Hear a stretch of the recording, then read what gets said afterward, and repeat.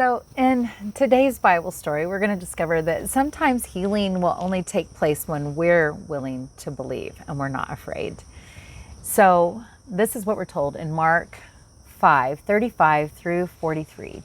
So, as Jesus was still talking to the people, some people from Jairus, the synagogue ruler's house, showed up and they said, "Don't bother the teacher anymore, for your daughter has died."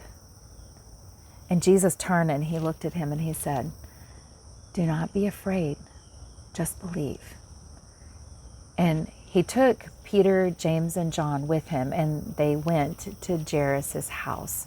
Well, when they arrived at Jairus' house, there was a commotion, and that the people were crying and wailing. And Jesus said to them, Why all this commotion? Why are you wailing? She's not dead. She's only asleep." But the people, they laughed at him.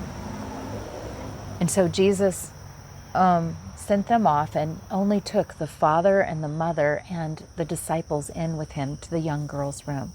She was only 12 years old. And he went up to the little girl and he grabbed her hand and he said, "Talitha koum," which means, "Little girl, get up." And immediately she got up and she began to walk around the room.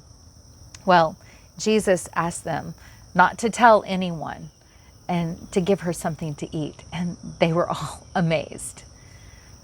May God honor the telling of his word. So what do you learn about Jesus in this particular story?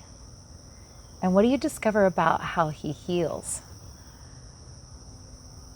I love this story because it challenges me in my faith. It makes me want to be like the disciples on the day they said, "Lord, will you teach us to pray? And Lord, will you increase my faith?"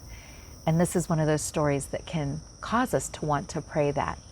What does this story draw out of you? It's fun to be in the Word, be with Jesus, and be transformed.